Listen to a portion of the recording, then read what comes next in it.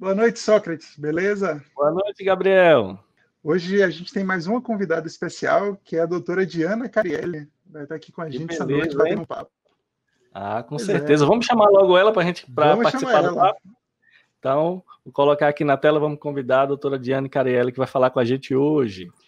Boa noite. Boa noite! Olha só.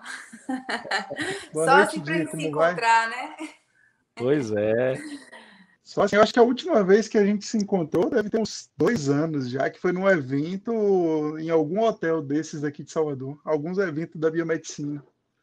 É Eu acho que verdade. Sócrates estava também, né? Estava Dimitri, Sócrates, eu acho que esse Sócrates estava. Eu acredito que foi num evento de inauguração da sede do Conselho de Biomedicina aqui em Salvador. Aí que a gente Teve se esse, encontrou. mas teve outros depois. Eu acho que já teve uns dois depois. Teve um que a gente marcou para.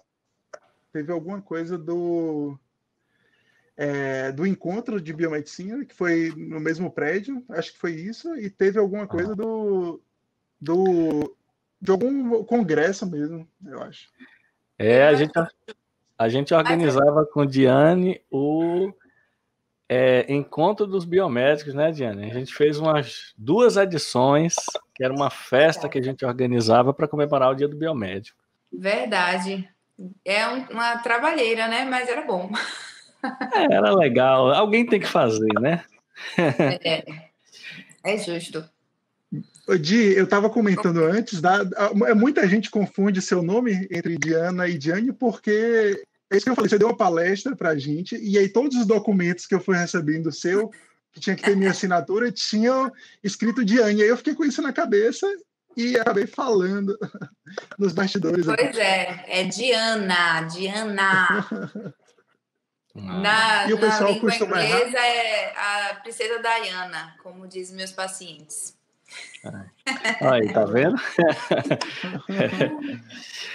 E Diana, você está onde agora batendo esse papo com a gente? Estou aqui na clínica Corpus, que aqui é minha segunda casa, né?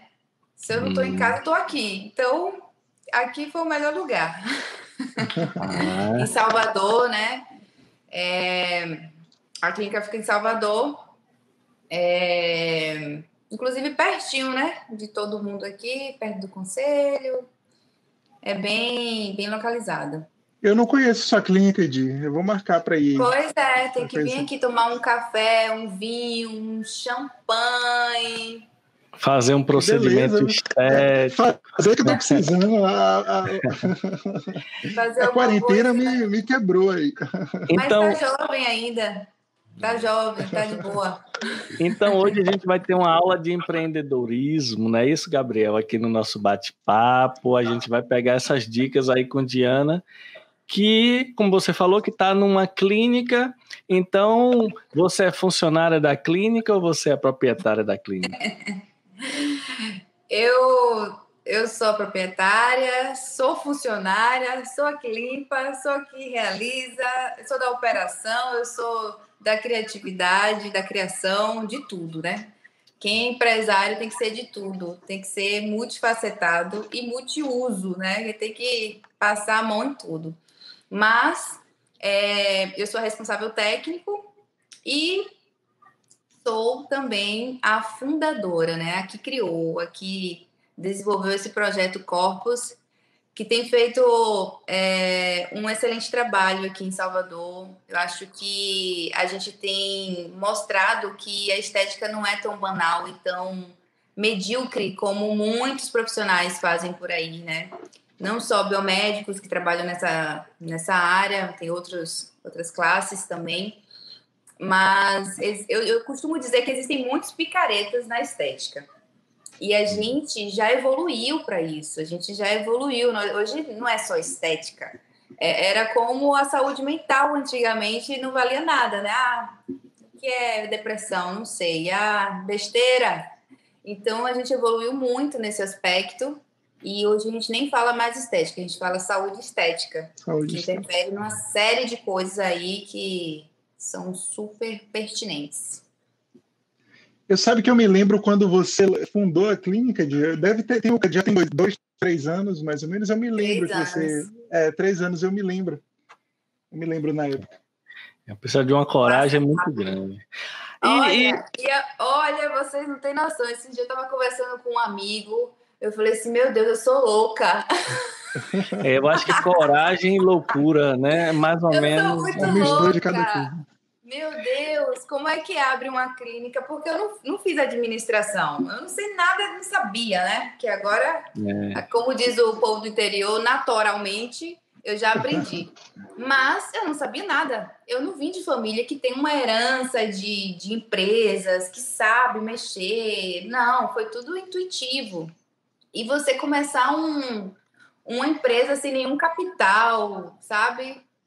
Doando o seu serviço, o seu coração, o seu sangue, seu suor ali para poder comprar uma coisa, fazer outra e a coisa desenvolver. E graças a Deus desenvolveu muito rápido, muito mais do que eu esperava, mas muito mais mesmo. Assim, é tão que eu fico com medo às vezes, né? Porque quanto mais você cresce, mais responsabilidades você tem. E eu sou extremamente responsável com as pessoas que eu atendo, com os meus funcionários, com as pessoas que prestam serviços, com os meus fornecedores. Então, é muita responsabilidade, é muita coisa. Mas eu estou muito feliz. Estou muito feliz mesmo. É importante você falar um pouco disso com a gente aqui nesse bate-papo descontraído, porque é o seguinte, muitas pessoas que estão fazendo o curso da área de saúde querem fazer a área de estética, porque é uma possibilidade de você ser autônomo, né? Ter a sua própria empresa. Uma das possibilidades dos estudantes da área da saúde quando se formam. Só que tem uma parte por trás de criar uma empresa que é uma coisa que a gente não sabe e nunca foi preparado, né? Eu diria que existem pessoas com perfis, né? Existem aquelas pessoas que têm um perfil de empreender e de assumir os riscos, de ter coragem, de se jogar para o projeto e fazer acontecer. Então, tem pessoas que têm perfil para isso? Tem. Vai ser doloroso, vai ser árduo, mas aos pouquinhos essa pessoa vai crescendo, vai amadurecendo, vai criando ali, vai colhendo alguma coisa que já plantou lá atrás. Mas existem pessoas que não, que realmente não pertencem a esse grupo, não tem esse perfil, e aí vem a frustração, né? De você não estar preparado, porque apesar da pessoa não ter o perfil, isso pode ser construído, né? Pode ser, essas habilidades podem ser desenvolvidas. Mas para quem já tem habilidade, né? Fica mais fácil. Sair melhor dessas situações complicadas, eu diria que fica um pouco mais leve, né? De lidar. E não é fácil. Ser autônomo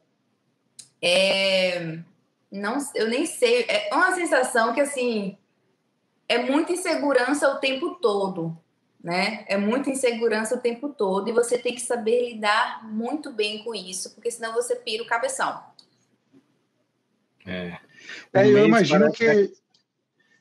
Não, é por aí, provavelmente é o mesmo comentário, porque eu imagino que seja essa, querendo ou não, um pouco de insegurança, mas mostra muita coragem, né? E ainda mais assim, o contexto, eu mesmo sou medroso. Eu não sei se eu teria coragem de primeiro, né, do ponto de vista de investimento, né? Segundo, por não conhecer, né? Por desconhecer, eu acho que eu ia querer estudar pra caramba antes de ter coragem de partir. E às vezes não dá, às vezes você tem que ir na coragem mesmo, né? Eu acho que se você começa a ver a realidade, vai ver a estatística das empresas, do que abre, do que fecha, aí você começa a ficar com medo e tal. Mas eu acho que isso daí é uma característica muito importante de sua, que é essa coisa de não só a capacidade de adaptação, mas de ter coragem de investir, de partir para novos caminhos. Super Na importante. verdade, eu investi a minha vida. A verdade foi essa, eu investi a minha vida, eu não investi dinheiro, porque eu não tinha. Eu investi a minha vida, a minha força de vontade, a minha saúde, o meu conhecimento, o conhecimento que eu tinha e a vontade de fazer algo diferente, e não só diferente, mas único, né? Especial. eu tinha muita vontade disso e eu via esse potencial em mim. Quando eu elaborei o projeto da Corpus,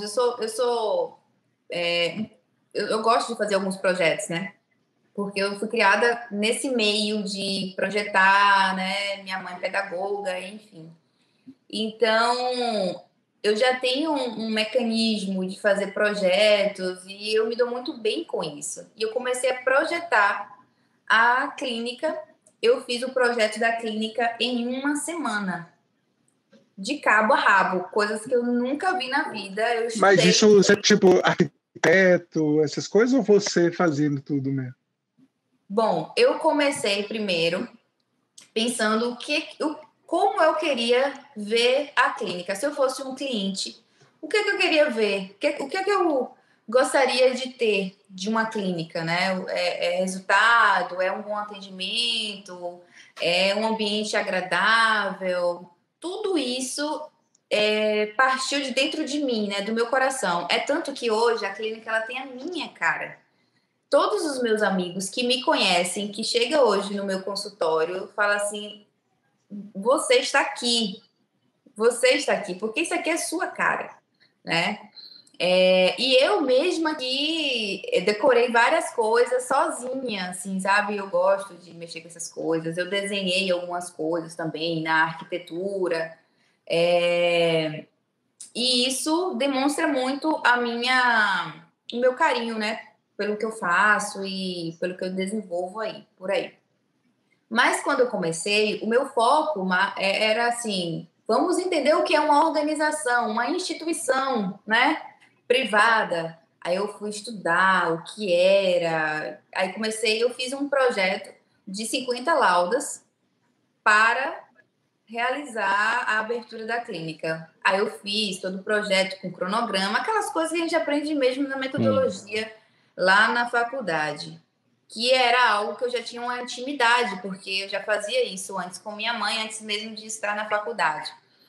Eu era a digitadora, né? A digitadora, aquela adolescente digitadora que ajudava e coisa e tal. E isso agregou muito na minha vida, porque eu não cheguei crua, né? Eu cheguei já um pouco avançada nesse aspecto. Então, eu desenvolvi o projeto da Corpus e é impressionante como eu vejo esse projeto. Primeiro eu fiz um esboço e quando eu pego esse esboço, hoje às vezes eu olho no notebook e aí tem esse esboço. Gente, não é que isso aqui aconteceu? Realmente eu consegui desenvolver isso que eu pensava, que eu via, porque tudo que eu gosto, que eu planejo, coisa e tal, eu visualizo, né? Então, hoje eu vejo a Corpus exatamente caminhando do jeito que eu visualizei e ainda tem muito mais ainda por vir. Tem muita coisa. Eu costumo dizer que eu sou um bebê. Eu sou um bebê para o que eu vou ser, né?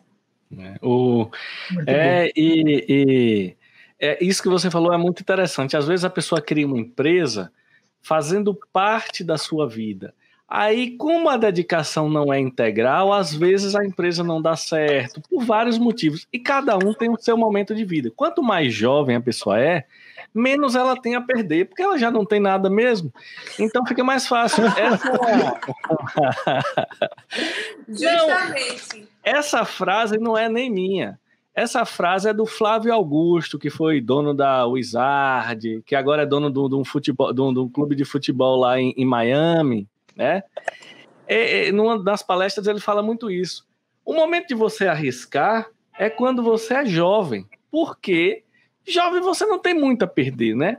Quando você está mais velho, é tudo mais difícil, tem mais protocolo, você já tem uma porção de boletos para pagar sozinho, fica um pouco mais difícil. Mais jovem também a pessoa tem mais energia, né? Para entrar numa clínica, por exemplo, que você quer decorar de manhã cedo, sair de noite, no outro dia tá aí de novo. Realmente, eu nem sei que palavra eu posso dar assim pelas coisas que eu fiz pela clínica. É coisa do tipo de você ficar com 5 homens sozinha até de madrugada, enchendo o saco, ó, é assim, eu quero assim, não sei o quê. E aí você... Fazendo reforma, não é isso? Fazendo reforma, organizando o ambiente. Organizando o ambiente. Poxa! Eu lhe ajudei aqui, eu lhe ajudei. Boa. Poxa vida! Não, mas sempre foi fazendo reforma. E ficando até de madrugada, assim, vendo o dia amanhecer e pensando assim, vai dar certo, vai porque eu vou fazer acontecer. E eu acho que, de uma certa forma, o sofrimento, ele vem com essa ideia de que vale a pena, né? Tá valendo a pena. Eu acho que eu tive muito isso. Nada na minha vida veio de graça. Eu costumo dizer que eu tenho sorte por ter vida, por ter saúde, por ser jovem, por ter força, por ter todas as habilidades que eu desenvolvi. Mas é incrível como as coisas se desenvolvem, né? E fluem. Eu fico fascinada com isso. E eu costumo dizer que o importante é ter saúde, né? Porque se a gente não tem... E eu acho também que a pessoa movimenta energias. Às vezes a gente fica esperando fazer uma coisa quando tiver no momento certo. Foi o que o Gabriel comentou. Eu acho que eu ia estudar muito antes. Não tem estudo que lhe deixe preparado. É na hora que você faz mesmo, é que você vê. Óbvio que eu estimulo todo mundo a estudar e se preparar. Isso é muito importante. Mas nunca vai chegar aquele momento de ninguém dizer assim, eu estou pronto. Não vai existir. A pessoa tem que ir mesmo e estudar e trabalhar e fazendo e acontecendo e vai movendo e as coisas vão acontecendo. Eu teve várias coisas que eu fiz na minha vida também que hoje eu penso como é que eu inventei de fazer isso e deu certo. Assim, é uma coisa que eu falo, como é que a gente consegue ter uma ideia que hoje parece meio abstrata, aí você faz o negócio vinga, dá certo, eu acho que a energia envolvida que você... Óbvio que muita coisa que você vai fazer vai dar errado, mas assim, quando você desprende muita energia para uma coisa, você descobre as brechas para fazer a coisa dar certo. Quando você não e a desiste. galera como assim, as pessoas que você convive, né, os laços que faz, eu acho que influenciam muito também essas progressões. Isso até inspirou um pouco, viu, de aí a gente, inclusive pra gente agora que a gente tá nessa pegada aí inclusive a gente está querendo montar o nosso estúdio aí para gravar presencial e tal, então quem sabe, né? Olha, quem sabe a gente não vai motivar Gabriel agora a meter a mão no bolso, né? Vai meter a mão no bolso e se jogar. É difícil. Tem que investir, né? Tem que se arriscar. O empreendedor, ele tem que se arriscar, ele tem que aceitar o risco se realmente ele quer ganhar alto. E não é fácil. A gente fala, vamos, mas quando a gente percebe, a grana é curta demais. É muito difícil o empreendedor falar assim, o meu primeiro ano está pago. É muito difícil. Ele tem no máximo 2 ou 3 meses e já está endividado para o 4º mês e a dívida vai aumentando e a clientela não vai chegando, porque não é assim. A clínica está pronta, começa a chegar cliente. É assim, Diana? Não é. É uma construção, né? E o mercado é extremamente competitivo, né? Na minha área, meu Deus, é muito competitivo. Existem nomes de 20 anos de carreira, de história. Imagine, eu já roubei pacientes de pessoas assim. Então, eu imagino que eu construí um diferencial. E essa construção, ela é gradativa. Só que, assim, aconteceu muito rápido comigo, porque eu digo que eu vou completar 5 anos de carreira.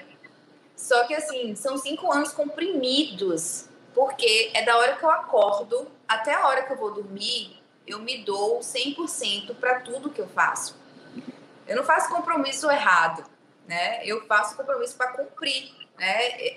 Hoje em dia, essa palavra não vale nada, mas eu ainda sou daquela pessoa tradicionalista do interior, que ainda acredita que se você me falar uma coisa, eu vou ter que acreditar em você até que isso se mostre o contrário. E assim, eu tenho imaginado que a minha palavra tenha sido dessa forma também.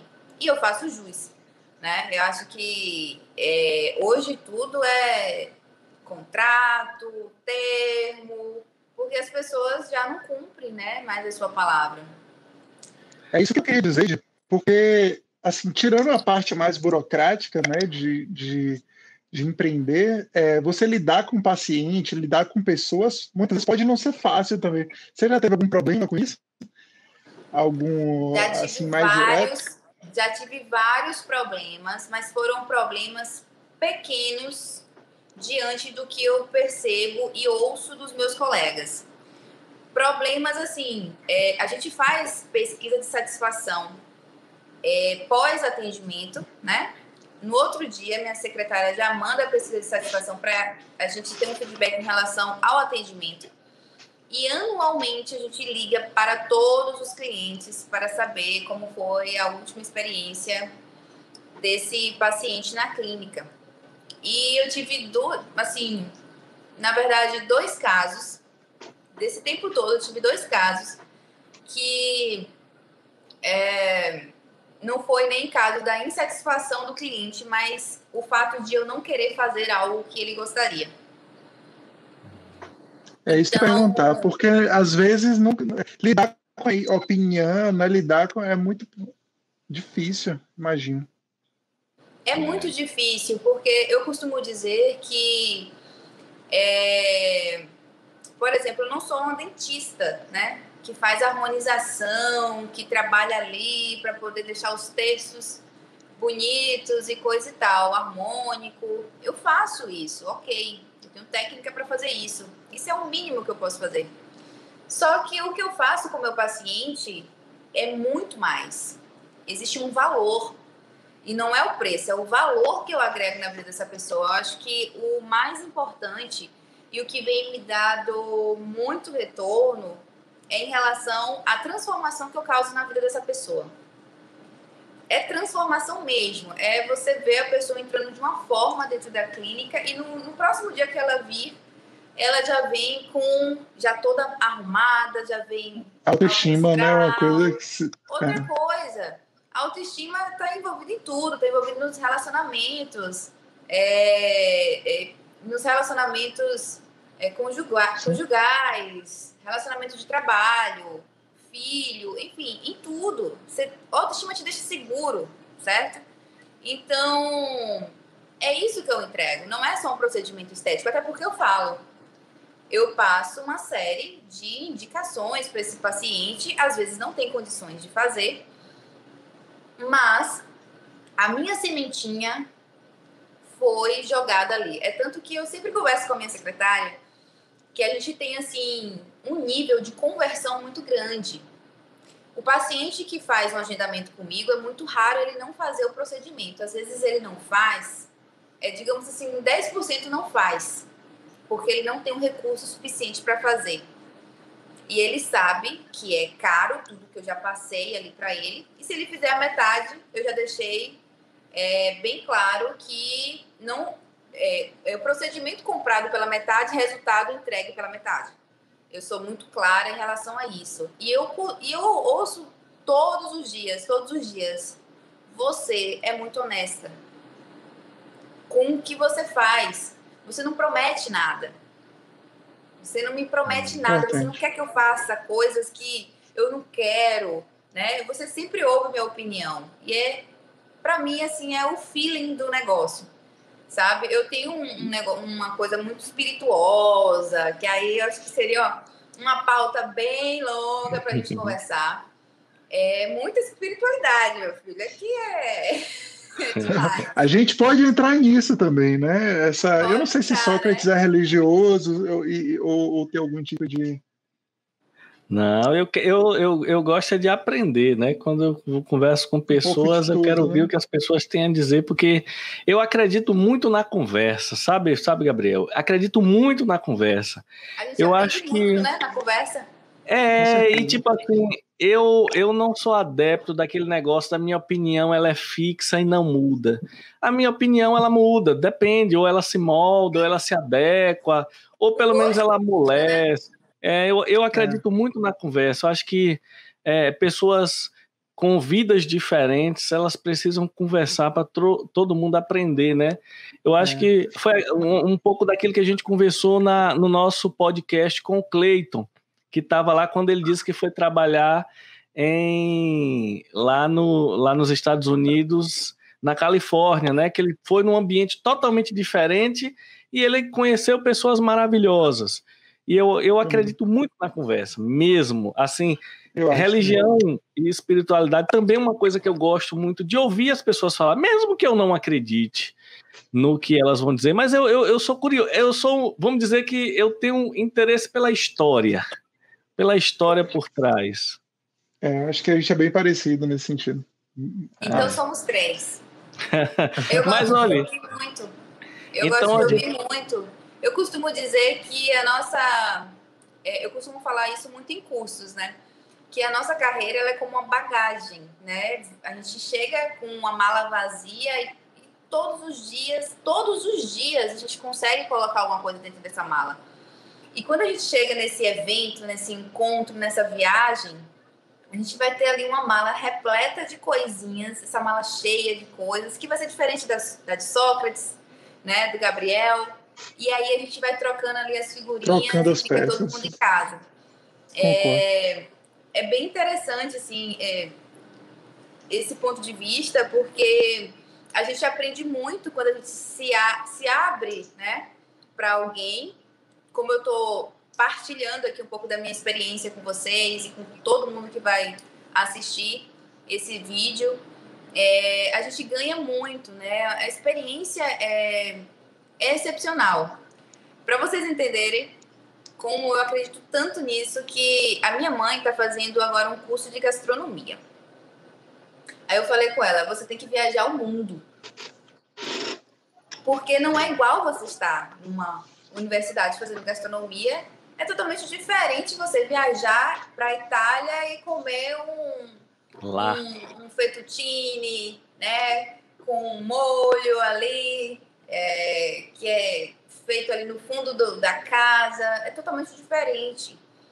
É uma experiência que, nossa, e é transformador, é absurdo. Com certeza. Imagina, e agrega. Mas a gente vai falar um pouco mais disso um pouquinho na frente, que é para o pessoal que está assistindo aqui o podcast Ficar e curioso. quer ouvir mais um pouco dessas questões espirituais que são extremamente importantes. A gente fala um pouquinho na frente para o pessoal continuar assistindo aqui nosso podcast. É verdade. Mas assim, deixa eu te fazer uma pergunta. Já que você já falou, né, que tem uma clínica de estética, de saúde estética, né? Já vou até corrigir, que é um termo que eu não utilizo. E eu sou totalmente leigo. Então, eu acho que eu vou fazer aqui umas 2 perguntas para você, que todo mundo que pode cair de paraquedas nesse podcast pode perguntar. Pode ter essa mesma dúvida que eu tenho, e eu me coloco na posição de totalmente leigo. Eu não sei nada do que acontece numa clínica de saúde estética. Então, eu queria lhe perguntar algumas coisas. Por exemplo, como é que o cliente vai lá? Não necessariamente da sua exclusivamente. Eu estou pensando de forma geral. O cliente sabe o que ele quer ou ele não sabe? A pessoa chega lá dizendo assim, eu queria ver se eu melhorava alguma coisa. Queria ficar bonito. Já sabe o que está ruim. Como é? Porque eu acho que muita gente também não vai para essas clínicas por não conhecer alguém próximo para dizer, que é assim. Então, eu acho que existe um pouco... Poderia mais pessoas acessarem se mais pessoas conhecerem, né, como é o trabalho. Dá para a pessoa chegar lá do nada. Eu estava ali andando, vou lá na clínica. Como é? Marca uma consulta? Como é que funciona a logística de alguém que vai numa clínica de estética? Então, essa pessoa, ela tá com alguma insatisfação, né? Ninguém vai para uma clínica de estética porque tá satisfeito. Ela tá insatisfeita com alguma coisa. Seja com uma manchinha mínima que ela acha ser absurda, ela tá insatisfeita. Então, ela vai buscar referências, indicações, então ela busca uma clínica de estética. E ela busca porque ela está insatisfeita. Com alguma coisa. Isso, exatamente.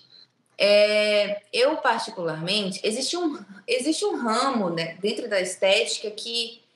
Algumas ramificações que, por exemplo, eu trato muito pessoas mais maduras, né? Pessoas mais maduras é o meu foco principal. Primeiramente porque não sei, eu atraio essas pessoas. Eu acho que a minha forma de marketing também atrai. É uma forma de marketing mais sutil, né? Não é tão agressiva assim, até porque eu estou lidando com saúde.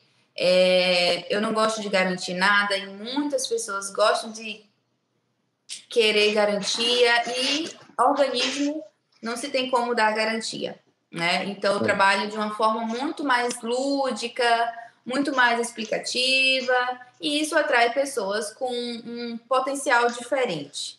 E são pessoas mais maduras, né? Que têm a prioridade à saúde dela, em primeiro lugar. E essas pessoas sempre estão se cuidando, né? O fato é que os procedimentos estéticos ficaram muito acessíveis e muito fácil de ser realizado. Muito fácil. Eu quero fazer um botox, vou procurar alguma clínica e então começa-se a pesquisar sobre essa clínica, o procedimento. Só que eu tenho muita indicação dos meus próprios pacientes. Hoje, 50% dos meus novos pacientes são indicação. E 50%, né, advindo de outras mídias, de outras coisas, assim, que são várias e aleatórias. Então, assim, eu capricho muito no meu paciente, porque ele é o meu portfólio. Ele é o meu portfólio. Mas, respondendo efetivamente a sua pergunta, quando alguém vem para uma clínica de estética, qualquer que seja, ela vem com a insatisfação. Ela quer tratar e melhorar algo, ela quer devolver a autoestima, né? Ou ainda ela nem sabe o que ela precisa fazer, mas ela sabe que precisa de ajuda. E daí entra o profissional esteta, que tem um potencial completamente diferencial dentro de todos os outros profissionais que existem no mercado. Eu costumo dizer, eu diferencio muito os profissionais, né? Porque os meus pacientes sempre vêm com a ideia de que eu sou médica. E quando eu falo eu sou biomédica, aí eu falo um pouquinho do meu currículo, né? Eu sou biomédica, formada em patologia, mas também sou especialista em hematologia e hemoterapia. Fiz biomedicina estética, que é uma pós-graduação. Explico tudo para eles e explico o lugar de cada profissional, do dentista, do esteta, o esteticista, né? Que participa da estética convencional, que é extremamente importante, inclusive, do dermatologista. Eu explico a função de cada um. Eu não sei se vocês sabem, inclusive. Muito pouco. Valeria a pena você dizer, até porque eu eventualmente comento essas coisas e posso estar falando besteira, então... Mas eu sou muito fera nesse aspecto, porque eu costumo dizer que eu não tenho silicone nem nada, mas eu sou muito peituda, sabe? Eu sou muito peituda, porque a gente sofre como posso dizer? A gente sofre uma pressão muito grande, né? De outras classes. Então, o profissional que se destaca, principalmente nessa área que é extremamente competitiva, ele vai sofrer, ele vai ser atacado. E eu sou muito peituda mesmo. Geralmente ninguém me ataca assim não, porque sabe que eu faço um trabalho estruturado. Eu costumo dizer para os meus pacientes, de uma forma bem lúdica, que a profissão de biomedicina, ela é uma profissão de multifacetas, né? Ela está aqui, eu entendo desde o diagnóstico, entendo bastante da parte hematológica e consigo trazer tudo isso para a minha prática clínica dentro do meu trabalho, da minha função de estética. Até porque eu friso muito que é a saúde estética. O que você vê na sua estética é um reflexo do que está acontecendo dentro do seu organismo. Não tem como desmembrar isso. É um sintoma. Uma gordura localizada em excesso, aquela coisa, né, que incomoda tanto essa pessoa, é um reflexo dos seus hábitos, do que está acontecendo dentro do organismo. Então, para entender tudo isso e não danificar esse organismo, não incentivar algo negativo, né? Isso quer dizer para mim que é um sintoma. É um sintoma. Quantas pessoas têm doenças camufladas aí, né? Que vários exames laboratoriais que não constam, né? Que são aquelas doenças que têm indicadores subclínicos. De inflamação, por exemplo, a gente pega muito. Inclusive, a gente pode solicitar alguns exames. Óbvio que o plano de saúde, o convênio, ele não cobre. Mas você pode... eu tenho essa autonomia, sempre fiz isso. E não há uma lei que diga que você não pode solicitar um exame. Vai fazer particular, ok. Você já tem mais informações sobre esse paciente. Você está sendo um excelente profissional, né? Em relação a isso. E, assim, na nossa prática de biomédico esteta, a gente não tem só essa parte da técnica, né? A gente tem que avançar um pouco mais, porque a gente trata as emoções dessa pessoa. A insatisfação, ela advém de alguma coisa que não está legal. E isso traz muito peso nos nossos relacionamentos. E, às vezes, a gente tem que chegar nisso aí para mostrar para o paciente. Por quê? Porque a gente faz um excelente trabalho, ele continua dizendo que não está gostando. Porque o fundo disso é emocional, ele não está se sentindo bem. Alguém ainda não falou para ele que ele está bonito, ou que ele está, né, pleno, radiante. E isso se trata da autoestima, da segurança de ser uma pessoa que se cuida, que se ama. Aí vem o autocuidado. É uma série de coisas que a gente precisa entender. E, além disso, eu costumo dizer que a gente precisa entender muito de artes. O esteta, ele é um artista. Ele é um artista emocional e é um artista mesmo estrutural. Porque, gente, eu já fiz vários cursos, inclusive fora do país. E nenhum curso, é como o Sócrates acabou de falar, a gente não está preparado. Não existe essa frase, eu estou preparado. Não existe estabilidade, né? É a mesma coisa, não existe estabilidade. A gente não... Uma coisa é você ver, uma coisa é você fazer, outra coisa é você fazer em 100 pessoas diferentes, trazendo histórias e sentimentos diferentes, sabe? É muito feeling, é você entender, é você se sensibilizar. Eu acho que o potencial do biomédico é justamente isso, a gente é sensibilizado, né? A gente tem essa carga dentro da nossa graduação de humanização. Então, isso vale muito. Então, o biomédico, ele traz tudo isso. Diferentemente de um dentista, que trabalha mais a parte estrutural, eles são fera na parte estrutural. A base da graduação deles é a anatomia facial, né? Eu costumo dizer outra coisa. Dermatologista. Olha na grade do dermatologista. Será que tem lá aplicação de botox? Não tem, gente. Não tem. O que tem lá é estudo de doenças dermatológicas. Aí a gente pode dizer o quê? Você está aqui com uma alteração que o dermatologista precisa olhar. Você precisa fazer uma consulta com o dermatologista. Quantas vezes eu já indiquei? Inclusive, tenho amigos, viu? Dermatologistas, cirurgião plástico. A gente trabalha muito com a expectativa. Então, se você não pode entregar, nem que saiba 50% dessa expectativa para o seu cliente, para o seu paciente, encaminhe ele para a pessoa certa. Porque ele vai ver que você é extremamente honesto em relação ao seu trabalho e ele vai continuar com você fazendo outras coisas. Então, assim, é muita coisa que eu poderia falar aqui, muita coisa. E eu vou ficar aqui falando sozinha, mas, por favor. Não, eu tava vendo aqui, tava gostando da sua explicação e tava criando algumas coisas que vinham na cabeça pensando nisso.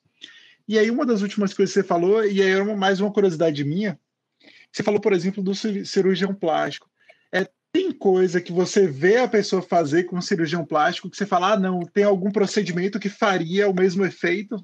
Tem alguma coisa? Porque eu vejo que tem muitas aplicações que são mais simples, menos invasivas do que uma cirurgia. Né? E você já teve algum exemplo disso? Que você já viu, pô, isso aqui eu faria melhor. Pois é, isso que eu imaginei. Diariamente.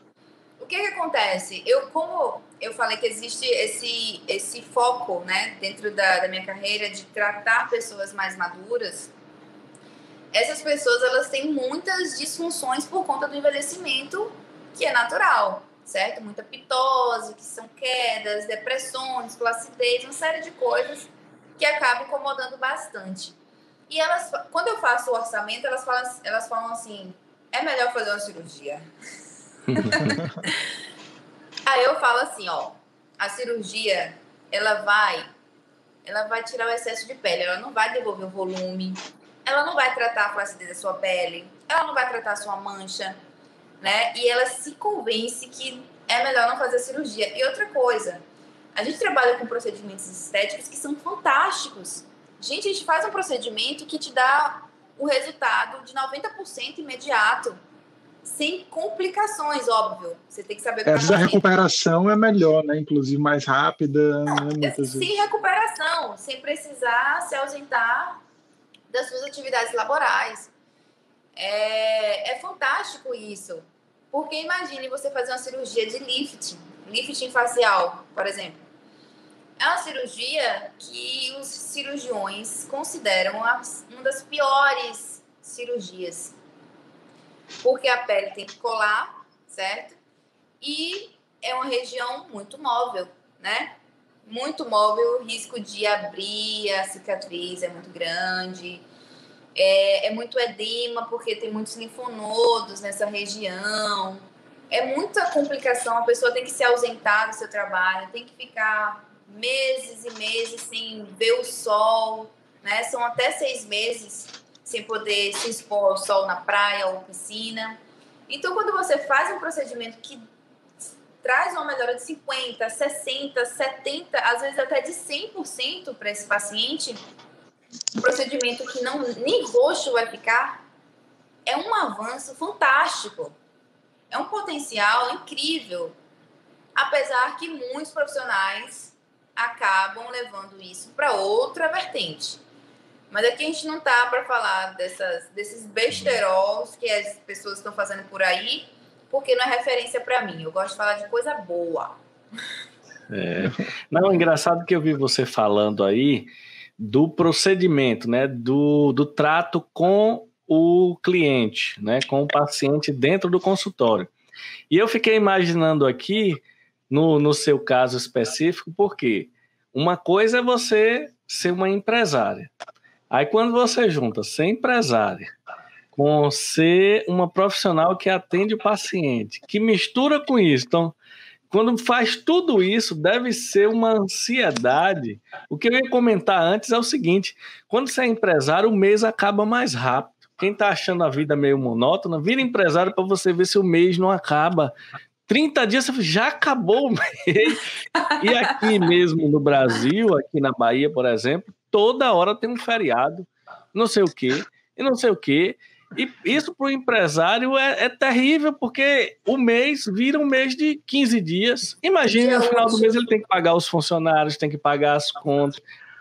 E aí, como é que você consegue lidar com isso, de você ser a dona, e na mesma hora você está com o paciente, a angústia do final do mês, tem que pagar o funcionário, aí o funcionário sai de férias, tem que ter outro funcionário para ficar no lugar, e você faz um monte de trabalho, como você falou, de funcionária, de patroa, de técnica, de técnica profissional, né, de nível superior, não sei o que, tudo misturado ali. Como é que gerencia isso? Bom, eu sou muito organizada, muito organizada. Então, eu tenho o dia para atender, porque eu tenho que estar vestindo o meu jaleco, certo? Eu tenho que estar os dias de ser empresária, administradora e responsável técnico, porque o responsável técnico ele vai desde a compra dos produtos até saber como é que esse paciente está, né? E todas as questões burocráticas. Eu tenho um dia para eu ficar mais focada no marketing. Eu tenho um dia para tudo. Eu sou muito organizada. Minha agenda é enorme. É um bocado de besteirinha, porque eu anoto tudo e deixo isso extremamente organizado. Eu sou metódica. Eu me sinto bem com os métodos. Quanto mais regras tiver, eu fico muito mais feliz. Então, eu acabo levando de letra, porque eu visto personagens, né? Cada dia um personagem diferente. E apesar que isso não pode se misturar muito, porque, imagine, fico 2 funcionários aqui na minha recepção e no dia que eu estou atendendo, tem uns horários que eu viro uma chefe, né? A pessoa que tem que liderar ali. Então, meio que acaba misturando, só que, graças a Deus, eu encontrei pessoas maravilhosas e estou treinando essas pessoas. Já dei curso de primeiros socorros. Recentemente, eles receberam cursos de venda e como tratar o cliente, certo? Porque meu cliente é um pouco mais elitizado. São pessoas que são fiéis, né? Que eles prezam pela saúde, eles não querem fazer procedimentos para ficar que todo mundo fale que fez procedimento. Eles querem coisas naturais, né? Que fique mais natural possível. Eu trabalho muito nesse sentido. Então, são pessoas que têm que ter uma abordagem diferente, né? A gente trata o paciente como um rei aqui na clínica. E eu exijo isso muito. E o legal, em contrapartida, existe essa parte de ter que administrar esse sentimento na hora dos atendimentos, no dia a dia.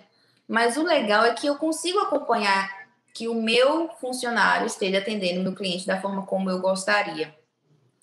Tem esse ponto positivo. E eu tenho uma liderança muito tranquila. Eu lidero, assim, eu deixo a pessoa sair, se mostrar. Se não for isso mesmo, a gente muda, né? Vamos mudar aqui a pessoa, vamos mudar o setor, vamos experienciar várias coisas. Eu dou muitas oportunidades. Eu peguei pessoas cruas e tem mais ou menos quase 2 anos que eu estou treinando essas pessoas. Porque o importante é você ter boa vontade de ser uma pessoa honesta, né? Uma pessoa que tem vontade de crescer, tem ambição de crescer e ser honesto. Para mim, isso é o que o funcionário precisa ter. As outras coisas se adquirem, outras habilidades, faz um curso e puxa, e eu tenho essa liderança muito tranquila. Inclusive, eu saio muito com os meus funcionários e eu sou extremamente jovem. Então, assim, isso me faz ficar um pouco mais à vontade com eles, dar risada, eles ficam, né, à vontade. Mas quando é para puxar, eu puxo sem dor no coração, porque eu penso que eles estão em crescimento e o crescimento ele precisa disso. Ele precisa, não é só a zona de conforto, né? Ele precisa que a gente dê uns puxãozinhos ali, né? Então, Di é uma líder orientadora, né? Eu vi ela descrever uma orientadora aí, tipo. Na verdade, eu sou uma mãe. Eu falo que eles são meus filhos. É tanto que eu viajo e trago coisas para eles. Isso aí. O orientador. Eu viajo, trago coisas para meus orientandos. Minha orientadora viaja, traz coisas para mim. É um orientador. Agora, eu acho que essa mudança, ela veio junto com uma geração diferente. Eu vou contar uma história aqui minha. Esses dias eu fui numa dentista, marquei, até num consultório infantil que eu tinha levado a Alice uma vez. Eu estava fazendo um procedimento simples. E aí marquei, né? Logicamente não foi com a mesma odontologista infantil. Aí eu fui, né? Beleza. Aí cheguei lá, eu vi a profissional bastante nova, bem novinha assim. Eu falei, todo mundo faz essa interrogação que fizeram muito comigo. Comigo, eu sofri muito isso porque eu vim trabalhar com pessoas muito mais velhas, com uma responsabilidade muito grande. Eu faço um exame que é para paciente transplantado. Então, veja, eu comecei a fazer isso com 20 e poucos anos, 21, 22, 23, e você se insere num contexto muito, assim, diferente. Só que eu não sou da geração de Diana. Diana é mais nova. Eu sou de uma geração atrás, né? Não chega a ser uma geração atrás, mas alguns anos atrás. Que muda muito rápido, né? E aí, qual é Só a moral da velho, história? eu já falei isso aí. Já tô velho. Gabriel também é mais novo. A gente é outra geração. Você já é outra, né? E o que foi que eu achei? Beleza, aí fui, né? Eu ia fazer até um procedimento simples. Mas o que eu queria dar um exemplo eu fui tão bem atendido, mas tão bem atendido, que eu cheguei a sentir diferente. Assim, eu falei, caramba, como isso mudou? Aí, alguns tempos atrás, eu levei meu pai para uma nutricionista. Também uma jovem, uma menina nova, muito legal lá, o consultório dela. Aí fui levar meu pai, né, que tem já 50 e tantos anos. Ele foi tão bem atendido que eu tô com a impressão de que essa geração atual que se joga para um empreendedor, e todos os casos que eu contei são pessoas empreendedoras, não são funcionários. Quando se joga para o empreendedorismo, atentam-se para que a atenção ao paciente é muito importante. Isso, da minha geração para trás, não era bem assim. Ficava parecendo que o profissional fazia um favor em atender. E Diana falando isso combina com a história que eu estou contando. Parece que essa geração mais jovem já se tocou de que aquele atendimento grosseiro, direto, ele é um atendimento ruim. É uma coisa que precisava ser melhorado. A gente, eu trabalho no SUS desde sempre. E eu vejo que, às vezes, acontece uma coisa interessante. O parque tecnológico do serviço é fantástico e a recepção é ruim. O paciente sai reclamando só porque era o SUS, o banco estava quebrado, e às vezes ele está fazendo um exame de alto nível, né?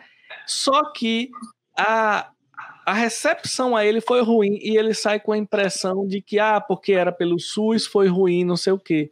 Esse aprendizado que eu acho que essa geração mais nova já tem, a gente tem que pegar para dizer, não, peraí, se o parque tecnológico que eu faço o exame para o meu paciente é o melhor do mundo, do ponto de vista da tecnologia, eu tenho que botar uma recepção confortável para essa pessoa sair também sendo...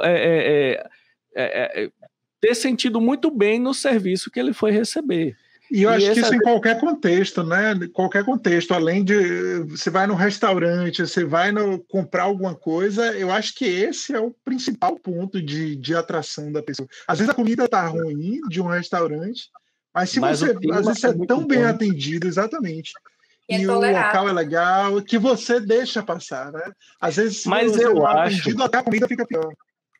É isso, e eu acho que essa preocupação de uma geração anterior não era tão grande assim. Às vezes o local era muito bonito, mas o atendimento não era bom. E eu acho que até com a difusão de cursos, de treinamento, a facilidade de você fazer um treinamento, um curso, se você quiser estudar na França, você estuda online, né? Se você quiser estudar nos Estados Unidos, hoje você estuda online.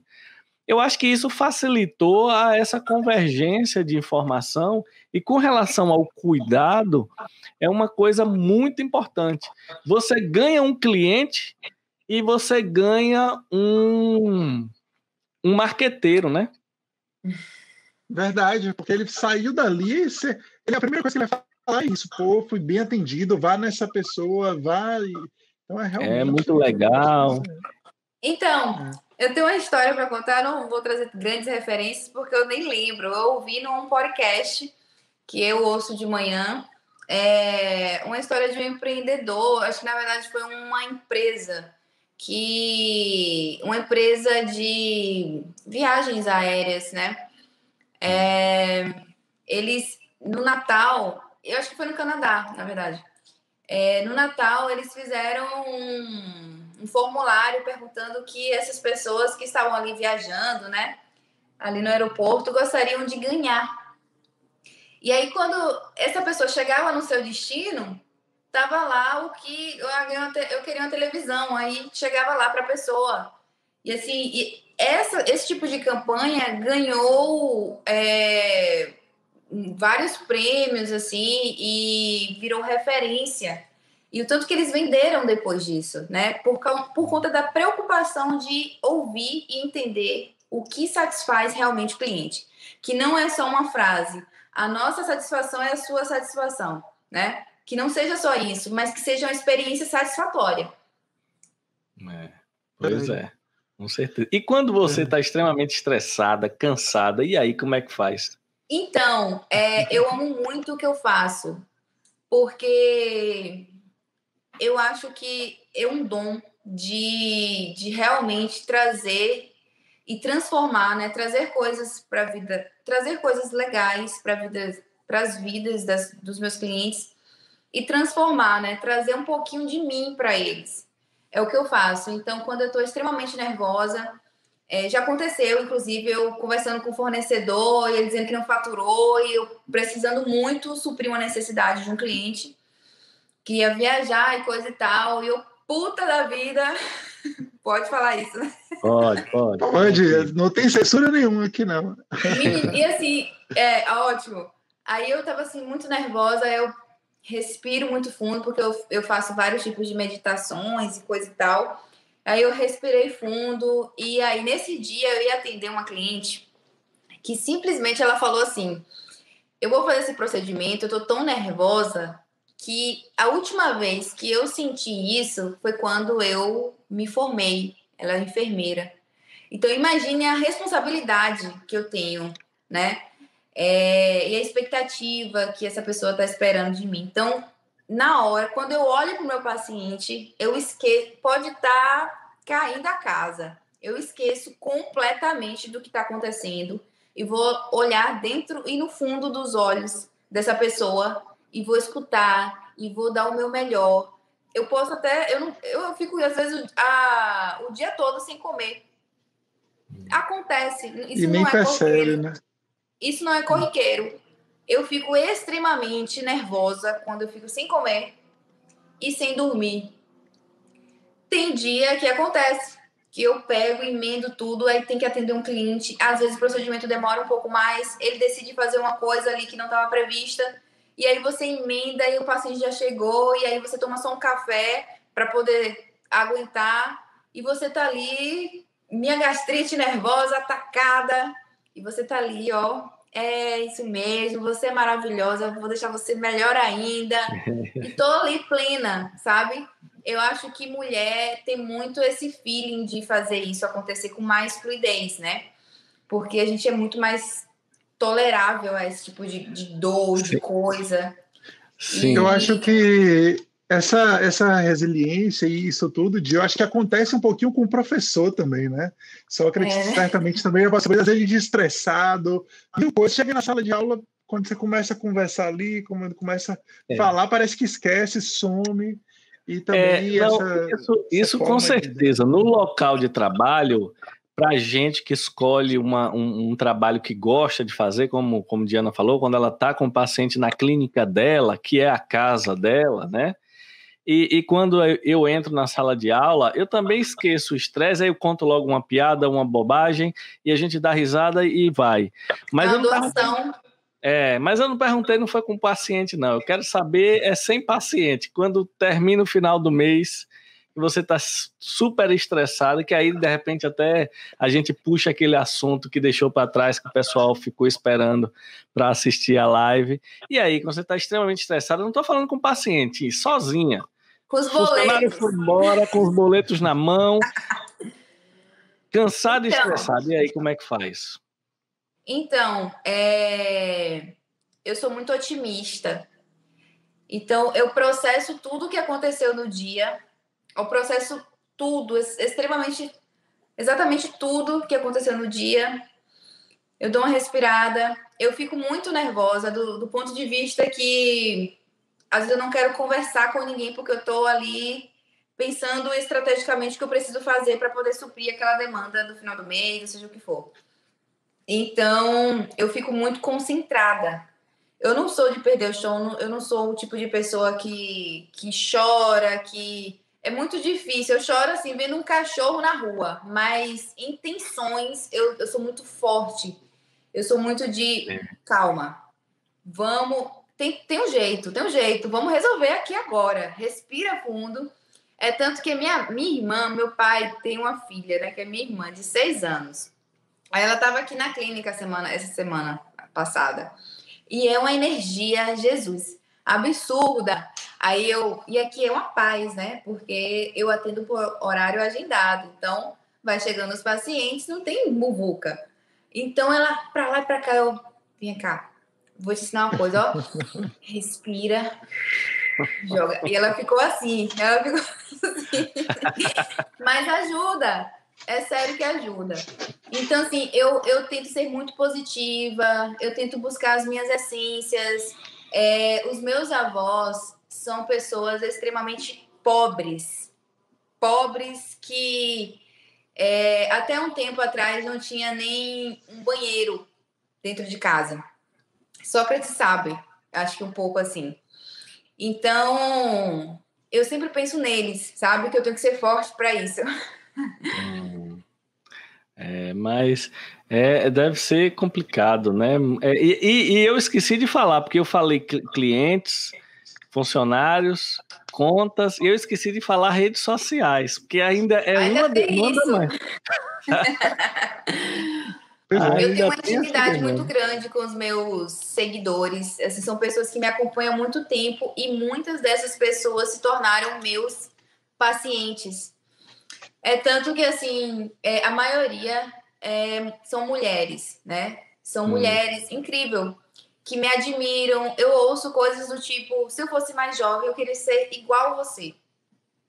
Eu vi você não sei aonde, e sai, você é muito corajosa, e não sei o quê. Aí, quando elas sabem a minha idade, elas ficam muito mais abismadas. Eu tenho 25 anos. Então, assim... eu costumo dizer para os meus alunos que cada um tem o seu tempo, né? Sucesso é muito subjetivo, é muito do que vem de dentro, né? E o que a gente criou, esse conceito que nós criamos. Então, eu me considero uma pessoa com sucesso porque eu sou feliz. Não é porque, sei lá, tá crescendo na carreira... Sou uma pessoa jovem, isso e aquilo, não. É porque eu sou feliz, eu tenho vida, eu sou grata, sabe? Então, eu acho que eu tenho muito sucesso por conta disso. E cada um tem o seu tempo, o seu brilho, né? E se a gente busca muito isso, se a gente quer, porque todo mundo quer. O fato é, eu quero uma BMW, eu quero viajar para Tailândia, para as Maldivas, eu quero, mas você está disposto... Eu quero tudo isso. Então, quer tomar um vinho de 20 anos, a garrafa custa 20 reais. Mas será que você está disposto para percorrer o caminho até chegar nesse objetivo? Porque não é fácil. É uma disciplina, é foco, é força... É você abstrair, é você ser resiliente, é você sair da caixinha e pensar além, é você perder noite de sono, é você não falar com sua família. Gente, é muita coisa, não é uma matemática, não é 1 mais 1 é 2. Isso que eu ia falar, você se abstém de muita coisa, né? Exatamente. Eu tenho uma teoria que é assim, eu não gosto de perder noite de sono. É tanto que eu fico extremamente nervosa quando eu perco. Não é só aquela nervosismo mesmo, sistema nervoso central, certo? Que dá, mas o nervosismo mesmo emocional de pensar que eu tô perdendo a noite de sono e que eu vou perder meu rendimento. Eu não gosto de sair para perder minha noite de sono. Eu tenho uma rotina muito cuidadosa com o meu corpo, com o meu espírito, sabe? Com o que eu acredito, os meus rituais, com minha pele, com minha beleza, né? Eu tenho muito cuidado com isso e eu tenho um carinho, né? É como você ter coisas na vida que você nunca teve e você ter aquele carinho, sabe? De calma, não pegue assim, pelo amor de Deus. Eu tenho muito carinho por tudo que eu tenho. De um fio de cabelo que eu tenho calma, não é assim. Não se trata assim esse cabelo. Eu tenho essa fissura, gente. Eu não sei como eu posso expressar isso, mas eu acho que é uma fissura mesmo. Pela vida, pelas coisas. E eu transmito muito isso, né? Porque eu vivo verdades. Redes sociais, por exemplo, você mencionou, Sócrates, que é uma coisa muito delicada, né? Muito delicada. Eu já sofro coisas que é do tipo, mulher não pode ter dinheiro, não pode ter uma vida razoável, porque se ela tem, é por conta de alguma outra pessoa, né? É por conta dos pais, é por conta que casou com alguém. E eu venho de uma estrutura, né, social que acredita muito nisso. Que acredita que se você obteve sucesso na vida é porque você, principalmente mulher, é que você teve esse empurrãozinho, digamos assim. E a gente já sofre. Mulher bonita não pode ser inteligente, né? Porque é muita coisa para uma pessoa só. Entende? É muita coisa. Não pode ser bonita e inteligente. E quando se alia isso com beleza e inteligência, e ainda por cima a pessoa está crescendo, né? Está conquistando um espaço, vira referência em algumas coisas, e é um ser humano que está em desenvolvimento, né? Não, essa pessoa não existe. Essa pessoa não existe e começam aquelas coisas bem esdrúxulas que a gente tem que se afastar para poder não absorver essa energia, porque nós somos feitos de energia, né? A gente já falou um pouquinho disso, e a gente movimenta essa energia, e quanto mais a gente movimenta essa energia, mais a gente tem um retorno disso, né? Se a gente ficar em casa o tempo todo, sem fazer nada, o que acontece? Às vezes nem chuva cai do céu. Imagine os nossos sonhos. Verdade, Didi. Mas, de qualquer forma, é importante, né? Você mostrando isso, falando sobre isso, né? E mostrando todo o seu empoderamento e que não tem nada a ver isso, né? Essa coisa de que é um pensamento muito ultrapassado de quem pensa assim em relação às mulheres. Muito, muito importante. Uma das coisas que... muitas mulheres pensam assim. Pois é, né? Eu acho que o machismo ele está entranhado, né, ainda na um sociedade. Ambiente também, né? É um ambiente meio que coletivo. E eu acho que essa mudança leva um tempo, porque envolve mais do que só você ver. Envolve pessoas com uma longa trajetória, mudar de opinião, e aí para isso ela tem que ver vários exemplos, para isso ela tem que aprender que isso também pode acontecer. É uma coisa que leva tempo, né? São referências que quem pensa dessa forma pensa ser intangível para ela. Então ela busca estratégias fáceis que na cabeça dela vai funcionar e o resto ela não consegue visualizar. Mas isso não faz tanta diferença assim na minha vida. Eu tento trazer assim, porque nós que somos professores, né? Todo mundo quer saber como foi construído, como foi constituído, como foi essa caminhada.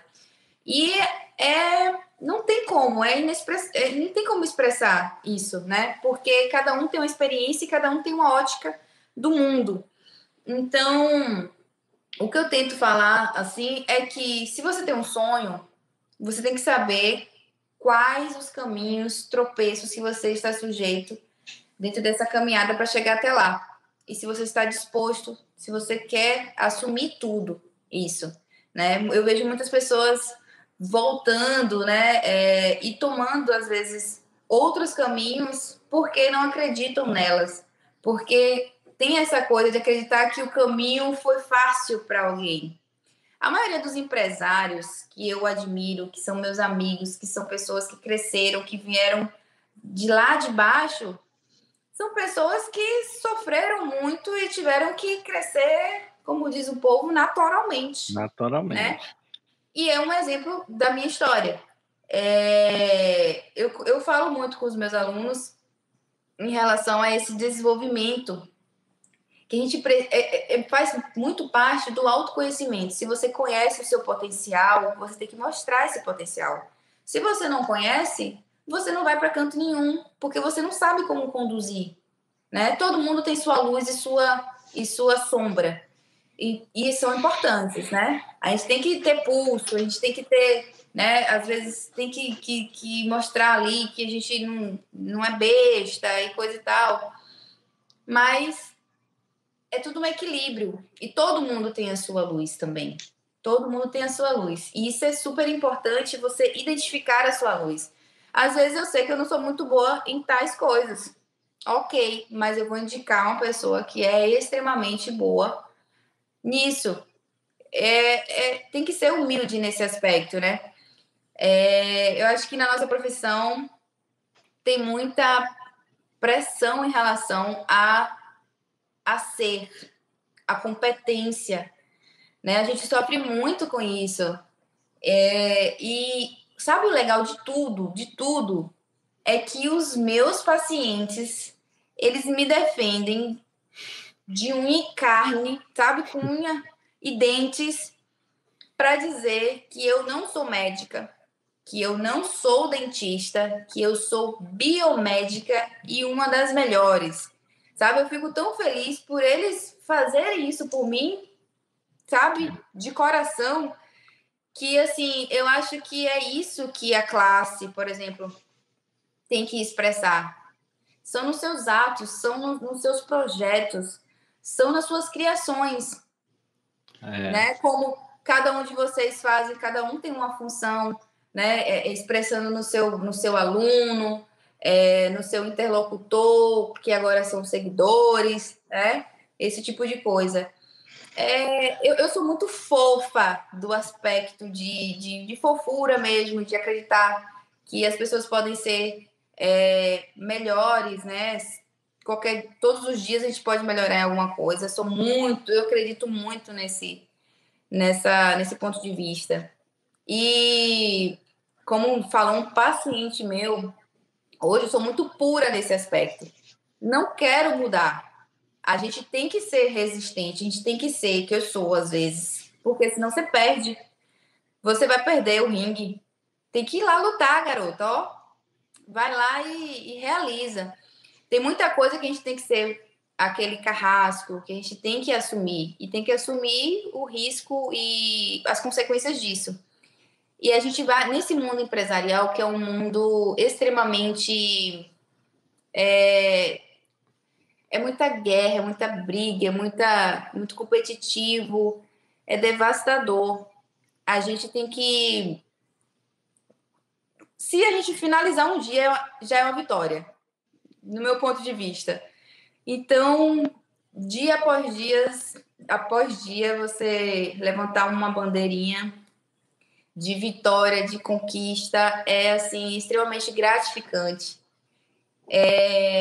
É do tipo de ramo que você fala assim, se eu não tivesse aqui, eu não queria entrar. Eu acho que isso que você falou abre de fato margem para tanta coisa, né? Tantos pontos que a gente podia, sei lá, destrinchar, mas enfim. Eu tenho uma curiosidade, pessoal. Isso já é um papo, na verdade, que é recorrente assim, inclusive das pessoas que a gente vem conversando aqui do podcast, que é um pouco dessa relação, de fato, com não só sua, mas como, enfim, da interação e a importância e os pontos negativos das redes sociais, né? Como a gente vem puxando. Mas especificamente no seu caso, eu tenho uma curiosidade que é a seguinte. Eu percebo isso, e aí você pode entrar, inclusive, com sua opinião, mas eu percebo que o ponto de vista assim, hoje o padrão de beleza que é observado, que é pelo menos ditado, né, muitas vezes, e aí eu digo por várias questões, geralmente é um padrão de beleza que ele muitas vezes não existe naturalmente, começa por aí, por conta, assim, por modificações de fato mesmo, estruturais, seja na face ou em qualquer outra região do corpo, por exemplo, e o impacto também negativo que isso leva, né? Levando um padrão constante, e isso talvez crie nas pessoas, talvez você nem perceba tanto, não sei se é impressão minha, mas como você disse que seu público é mais diferente, eu acho que isso tem acontecido muito nas pessoas mais jovens, afetado talvez os adolescentes e a nova geração, eu percebo isso desde os alunos, a padronização da beleza, a busca por... Tanto é que você vê a mesma estratégia, o mesmo perfil, as mesmas características, e às vezes em busca dessa coisa que às vezes não é nem tão real, de números, de curtidas. E como é que você acha que isso impacta também na autoestima da pessoa? Porque é difícil, né? Se você não consegue alcançar aquele padrão, muitas vezes a pessoa sofre com aquilo de certa forma, não é verdade? Na verdade, Gabi, eu tenho uma conversa muito franca com o meu paciente. Eu sou daquela pessoa que fala a verdade crua, só que sorrindo. Eu sou simpática nesse aspecto. Então eu falo assim, não vai ficar bom. Esqueça, você não é modelo. Eu tenho essa coisa fraterna, como se fosse uma mãe mesmo orientando, né? Não vá por aqui que não te pertence. Então eu tenho muito isso, eu falo abertamente com os meus pacientes, eu não tô nem aí se eu vou ganhar, se eu vou perder. Mas o mais importante é que essa pessoa saia daqui satisfeita. E outra, eu acredito muito, a gente tem essa vantagem, né, biomédico, a gente pode cuidar o corpo todo. Então, eu acredito muito que essa pessoa... Eu sou mulher, eu vejo que a gente tem que cuidar de várias coisas do nosso corpo.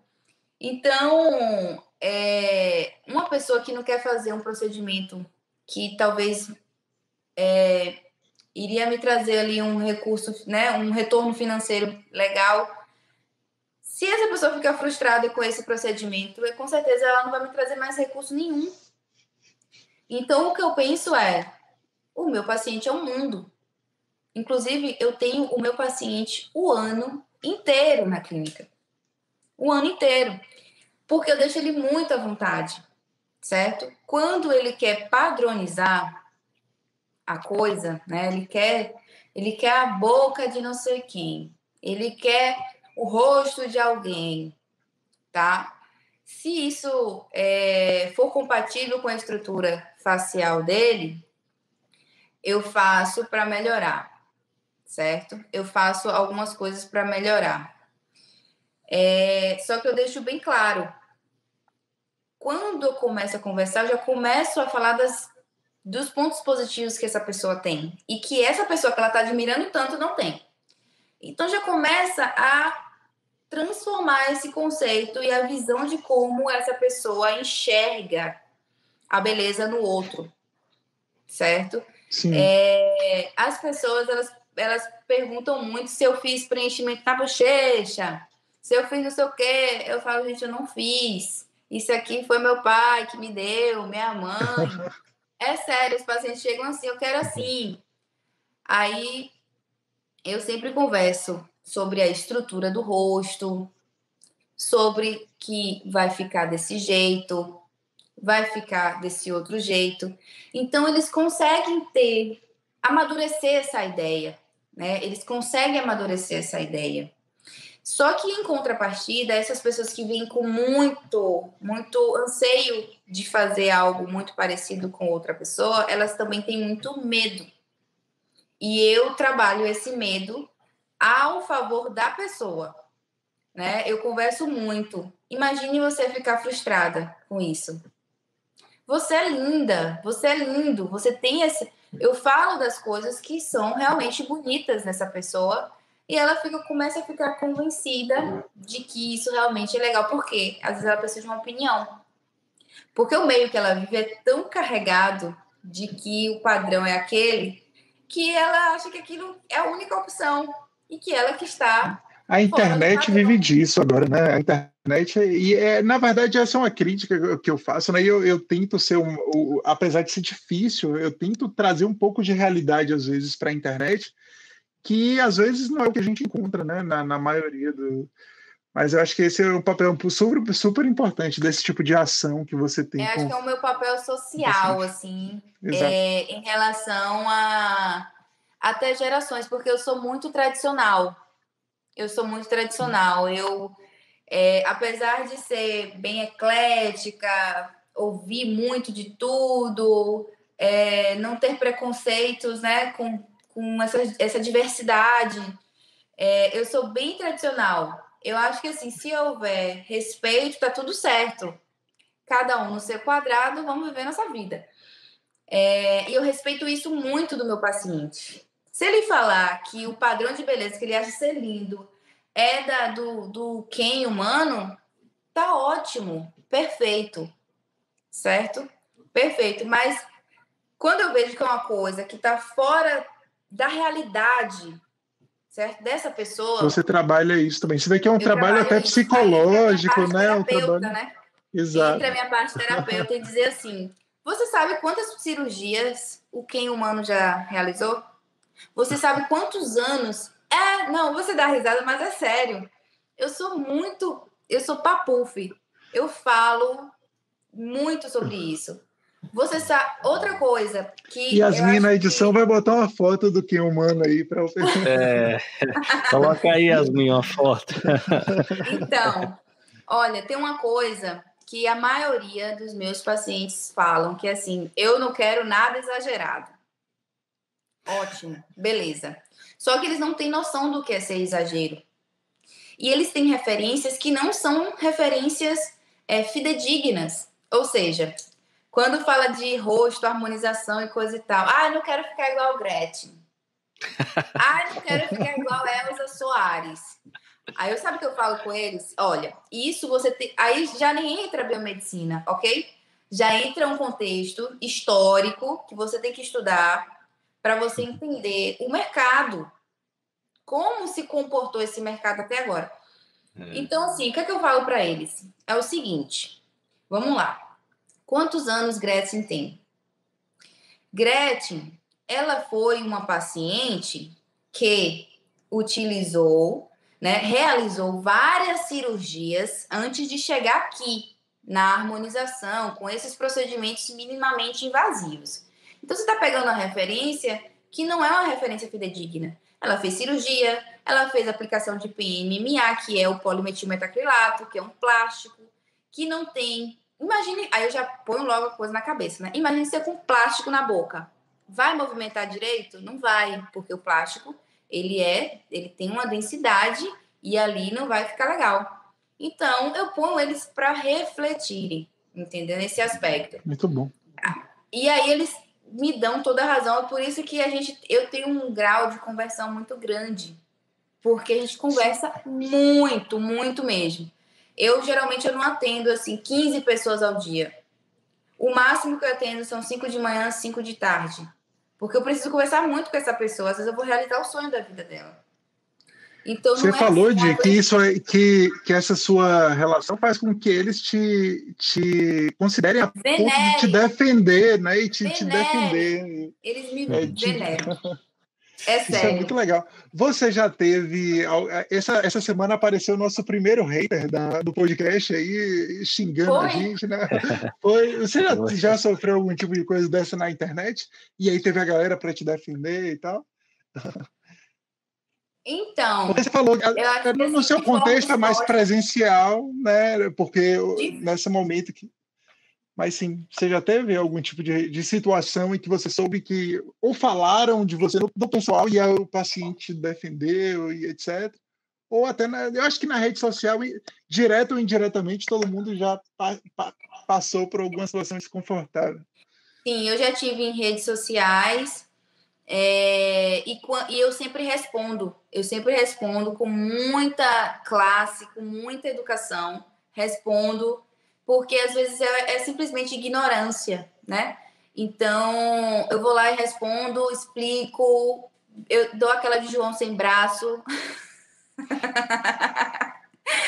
E faço a coisa se converter ao meu favor. Daí vem os meus defensores, né? Falar assim, né? É isso mesmo, você é um excelente profissional, não sei o quê, né? Começa assim, meio que reforçar o que eu tô falando ali, né? Tem mais ou menos isso. E aparecem, sim, alguns, só que são mais, digamos que, concorrentes profissionais que chegam e falam assim, mas como foi feito isso? Mas como isso? Mas não sei o quê. Meu filho, eu tenho que te dar um curso, né? Porque assim não dá para poder explicar. Porque as pessoas, elas veem como você faz, o seu resultado, e não sabem o que é que você passa para poder chegar ali. Tem paciente, meu Deus, que eu faço doação. Eu tenho que fazer uma doação. Porque é um paciente que vem todo ano, que não tem tanto recurso assim, que precisa muito, muito dos procedimentos. Imagine, às vezes eu tenho que doar um procedimento ou outro, que é caro, para poder dar um empurrãozinho, para ele ver, poxa, eu tenho que fazer um pouquinho mais de esforço para fazer um melhor da próxima vez. E é batata. Eu ganho muita confiança do paciente. Mas, isso assim, me lembrou que você tem uma relação até interessante também em outros contextos com o pessoal do HTLV, né? O pessoal do HTL Vida. Eu sei que você tem um trabalho bonito com eles, de não só a divulgação do trabalho deles, como uma relação próxima, né? Eu me lembrei disso agora, você falando. E por ser uma área que eu trabalho. A coisa fluiu para o lado do HTL Vida, né? Que é a associação, a ONG aqui de Salvador. Quando eu fazia hematologia, eu participei de alguns congressos, foi onde eu conheci, né, o Congresso Internacional de HTLV, conheci esse pessoal, e aí eu fiquei assim, poxa, eu tenho um tempo livre, eu preciso fazer alguma coisa, né, e aí eu doei um pouquinho do meu tempo para poder fazer eventos, eu fiz até um com você, não foi, Sócrates? Olha, eu lembrei aqui agora, a minha convidada ficou presa no elevador. Ai, meu Deus. E ela tem problema de mobilidade. Meu Deus do céu. Foi um transtorno. Meu celular deu um problema. Foi uma coisa, assim, maravilhosa. No dia mas, aconteceu assim, tudo errado, né? Mas assim que é bom, né? Mas... Se tudo errado, não vai dar certo. Mas é complicado quando dá errado para você gerenciar tudo isso. E isso que Diana está falando de tudo, todo esse trabalho, ainda com a rede social, é complicado, porque quando você envolve a área da estética, a rede social, como ela falou, ela tem uma relação próxima com os pacientes, só que aí a rede social também tem que ser próxima. E aí acaba, às vezes, graças a Deus, a minha rede social eu tenho, mas não gosto. Todo mundo sabe que eu não gosto. E aí eu tenho. Mas ainda bem que a minha o conteúdo que o pessoal busca nas minhas redes sociais, até por eu ser professor, é o conteúdo lá que eu trabalho nas atividades. Ainda bem que eu não tenho nenhum público que gosta de saber a minha rotina e tal. Você que pensa, viu? Você que pensa. O pessoal deve ser cheio de curiosidade aí. Eles... imagino, mas assim, eu não alimento isso não, porque realmente, como eu não gosto muito de rede social, é muito difícil para eu ficar onde eu tô, aí mostrar e tal.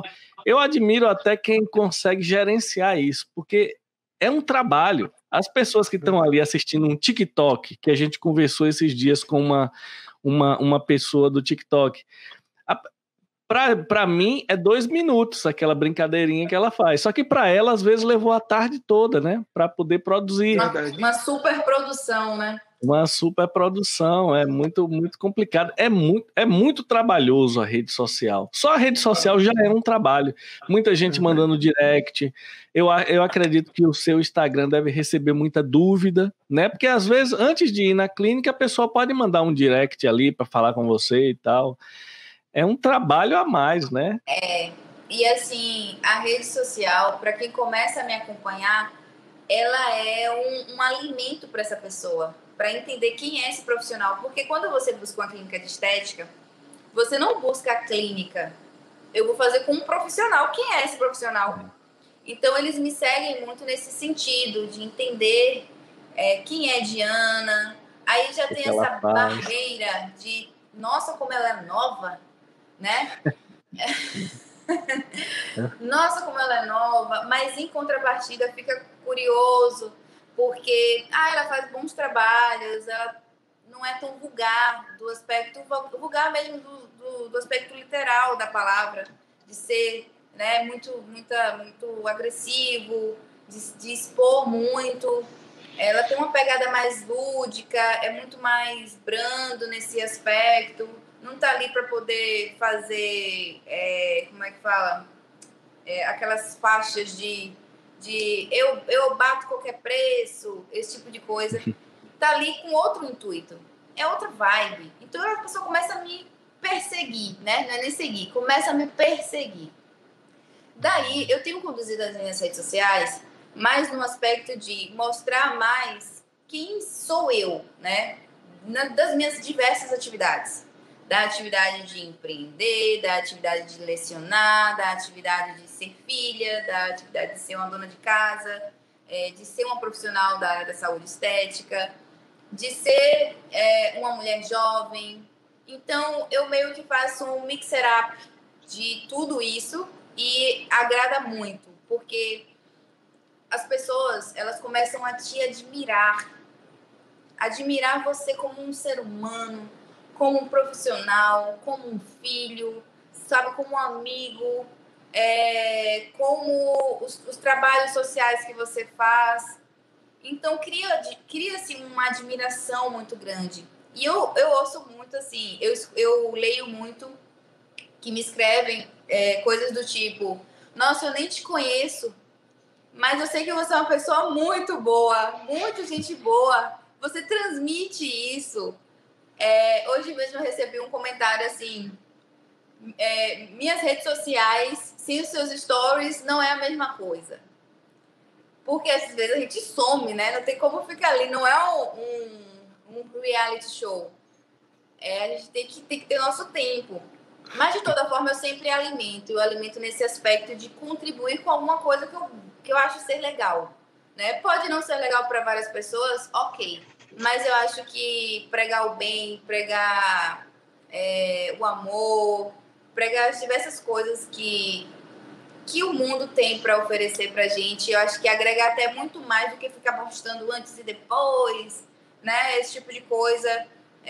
Eu acho que cria-se uma admiração e uma vontade de conhecer essa pessoa. Quantas pacientes já chegaram aqui na clínica e falaram bem assim, eu sei de sua vida toda. Eu sei de tudo que você faz, foi para a França, fez não sei o quê, foi para o sul agora, tomou chimarrão e não sei o quê, já sei de tudo.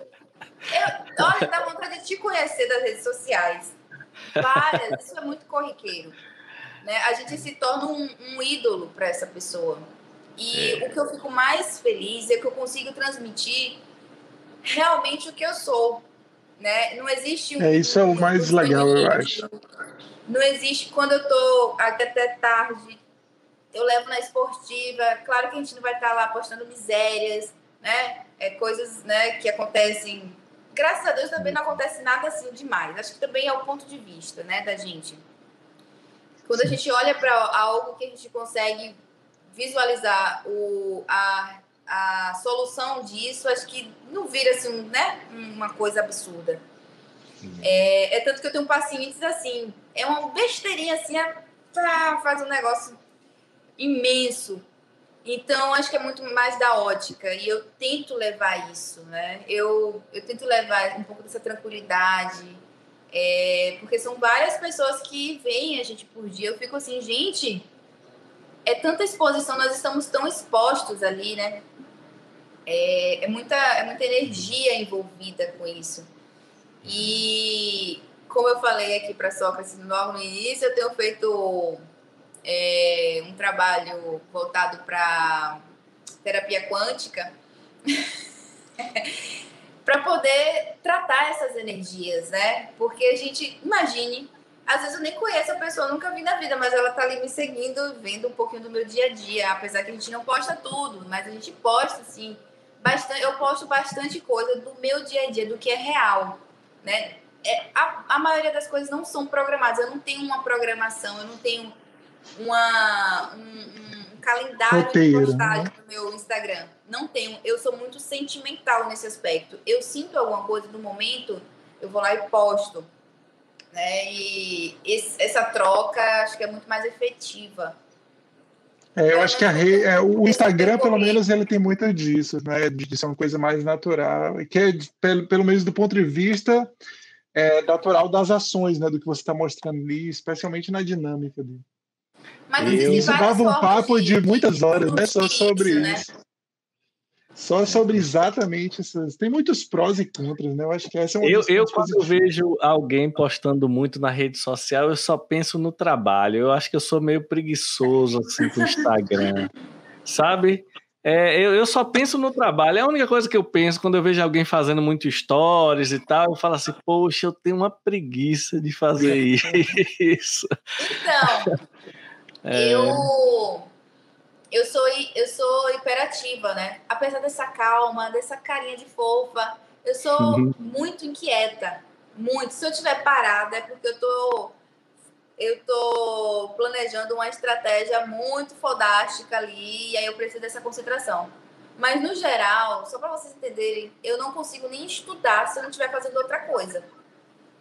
Eu tenho que fazer duas coisas ao mesmo tempo, porque senão me dá uma crise e parece que eu vou... Não, eu tenho que fazer duas coisas ao mesmo tempo. Agora mesmo eu estou fazendo doutorado. E aí eu estou estudando espanhol, porque a tese eu vou ter que apresentar em espanhol.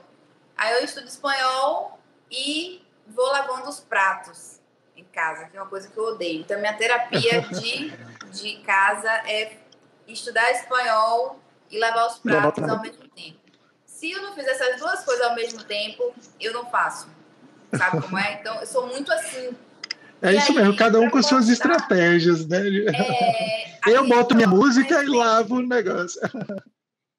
Aí entra o autoconhecimento, você saber o seu limite, você saber que, não, comigo funciona de outra forma, né? Eu acho que é muito mais fácil quando você conhece. Eu tenho uma coisa, Gabriel falou, eu boto uma música e faço. Eu tenho uma coisa interessante. Eu presto muita atenção na música que eu tô ouvindo. Então, se eu botar uma música, eu não consigo fazer mais nada. Nada. Porque eu gosto muito da música e geralmente eu só escuto músicas que eu gosto. E aí, eu gosto muito da música, eu não consigo fazer outra coisa. Música me atrapalha e ela vira prioridade. Tem gente que gosta de estudar com música, né? Lendo e tal. Se eu colocar uma música, eu não consigo reproduzir uma frase que eu li. Porque eu já me sinto confortável ouvindo. Eu também. Às vezes sem letra, às vezes só o som, mas eu curto. Eu nem com som. Eu nem com som. Se eu botar uma sinfônica, eu não consigo fazer nada. Meu Deus. Mas é isso. São experiências. Por exemplo, eu fui criada muito nesse aspecto de fazer tudo em excesso para fazer 1000 para conseguir 1. E eu fazer tudo isso ao mesmo tempo. E mulher tem essa coisa, né? E eu sou hiperativa, eu não dou conta de é tanto que durante o procedimento que eu faço, eu tô lá colocando fio, puxando, sangra e não sei o quê, e eu converso lá com o paciente, falo do marido, falo do filho, como se estivesse numa mesa de bar. Que aí passa, né? Porque eles ficam tão ansiosos, ai meu Deus, vai furar, vai botar agulha, ai vai doer, ai meu Deus. Passa que ele nem vê. Porque a gente fica falando, fofocando. Imagine aí. Se eu quiser trabalhar assim, eu não consigo trabalhar. Mas cada um com suas estratégias, até porque cada um é um mundo diferente, né? Com certeza. Eu já não consigo fazer assim de jeito nenhum. Duas coisas eu consigo. Agora, se botou música, atrapalhou. Porque a música vira o principal e eu acabo não conseguindo. Mas muito legal, né? Gostei muito do papo, viu, Gabriel? Também, viu, Di? Não Muito é? obrigado. Foi bem, assim, construtivo, inclusive. Eu aprendi muito hoje aqui com... É, Eu acho que esse é o melhor dessa nossa coisa, né? Porque sem ter uma programação, porque digamos que a gente tivesse escrito um roteiro, a gente ia ter aquilo ali fechado e a gente não ia flutuar pelos assuntos que a gente E, flutuou. e, Acho o, que e o isso é legal é que eu acho que muito... você conhece Diana um pouquinho, eu também conheço um pouquinho, conheci antes até de ter a Corpus, e assim, tem vários assuntos que a gente não abordou hoje que poderia abordar e render um papo. E uma Verdade. coisa que eu acho legal do podcast é que você pode ter o mesmo convidado várias vezes, porque cada conversa é uma conversa É uma diferente, conversa né? diferente. Assim como um amigo, cada dia que você encontra, você vai, às vezes você fala das mesmas coisas, mas geralmente tem coisas novas ali E a gente É, no tem dia a pauta dia. até umas horas, né? Porque eu, por Tem exemplo, mesmo. eu gosto de falar de vários assuntos. Se você é, me colocar para a gente falar aqui sobre carro, eu vou saber falar alguma coisinha, porque eu gosto de saber coisas novas, eu gosto de entender a mecânica, né? A engrenagem disso e entender tudo direitinho. Então, eu costumo dizer que eu tenho muita ambição intelectual. Então, isso me deixa fascinada e é como se fosse um vício mesmo. Eu tenho essa vaidade intelectual. Eu gosto de saber, eu gosto de estar inteirada. Isso me dá muito prazer, né? Em qualquer área. Não falo só na área da saúde ou do que a gente atua, mas se eu sentar numa mesa com pessoas que são da contabilidade, eu vou me saber comportar como um estagiário, ao menos. né? Porque a gente está aqui E, para aprender também, né? é bom você falar tá trabalhando com uma coisa que a pessoa gosta, porque assim a gente acaba trabalhando muito. Eu trabalhei muito, ainda trabalho muito, mas trabalhei há um tempo atrás, eu trabalhava muito mais. E tipo, se você não conseguir migrar para nesse trabalho muito, com uma coisa que você goste, fica muito complicado, né? Fica muito Com certeza. amarrado, Pesa. não é? Eu acho é muito importante, é difícil, vai ter coisas chatas no seu trabalho, com certeza tem, mas no todo você tem que gostar, porque senão não tem quem consiga ter dedicação para uma coisa que, que não gosta, né? Eu acho, Impossível, né? Sócrates, que assim, eu tento sair um pouquinho da caixinha, porque quando a gente vive muito o nosso mundo, por exemplo, eu não sou uma referência comum, certo? Porque realmente eu tenho que admitir que eu tive um avanço fora da curva, né? São casos e casos, você, o Gabriel. Então, assim, a gente acaba não sendo uma referência do geral, porque eu gosto de falar do que eu sinto, do que eu já passei, da minha experiência. Então, quando a gente vai falar de outras coisas do que acontece, às vezes a gente fala tanto do que a gente vê, do que acontece com a gente, que se torna intangível para quem está ouvindo, né? E aí eu volto, aí eu dou 2 passos atrás. Espera, vamos sair da caixinha, porque nem todo mundo é igual a você, certo? E essa coisa de você trabalhar com o que você gosta, eu estava passando aqui pela minha cabeça que você não tem nem noção da área que eu queria atuar hoje, assim, que eu desde criança me via atuando, eu queria ser geneticista, veja bem. 2, eu também. Queria Eu ser queria ser geneticista. geneticista, só que assim, eu procurei e tudo foi encaminhando também conforme essa vontade de ser geneticista, que querendo ou não, a gente acaba estudando coisas que nos aproxima dessa vontade. E hoje eu vejo que eu sou muito mais feliz aqui, né, do que eu imagino ser uma geneticista no laboratório sem, né, fechadinha lá, sem ver pessoas, coisa e tal. Então, imagine, eu trabalhava no laboratório, fazia coleta toxicológica no navio, já em outro laboratório de Londres, que encaminhava para Londres e coisa e tal. E um feeling do nada entrou assim na minha cabeça que eu queria ir para a área da estética. Só que eu tinha um preconceito com relação à área da estética. Porque eu pensava, meu Deus, Eu quero ser da ciência.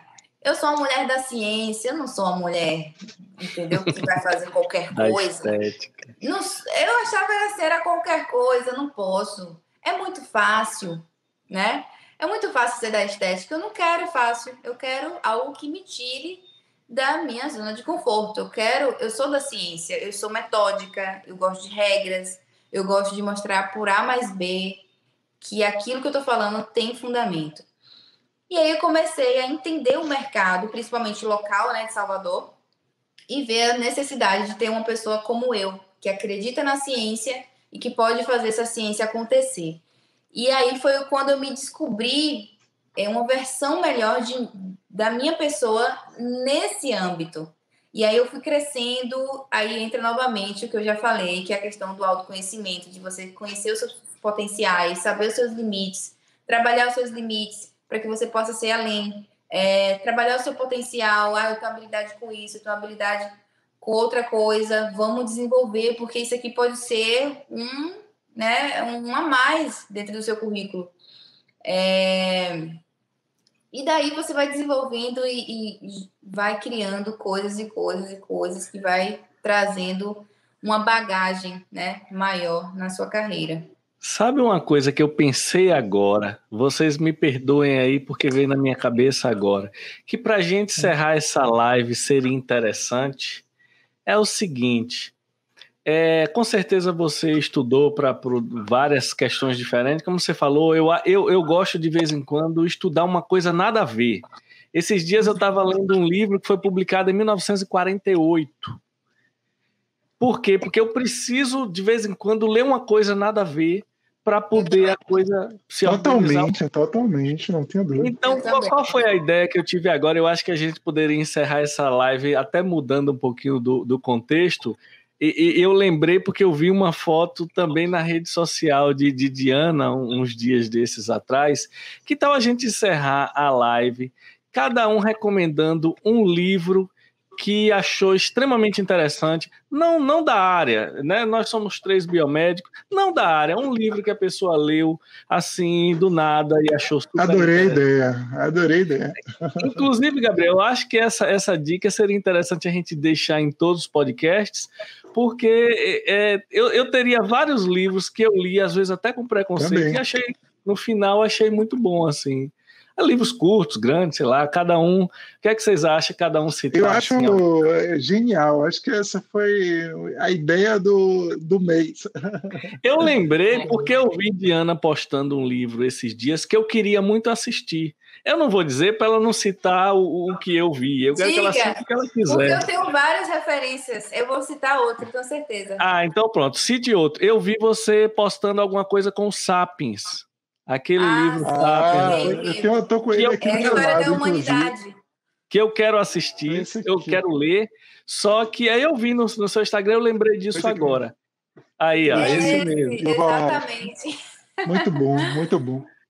E aí, vamos primeiro a nossa convidada, né? E aí, qual livro você recomendaria para a gente ler assim?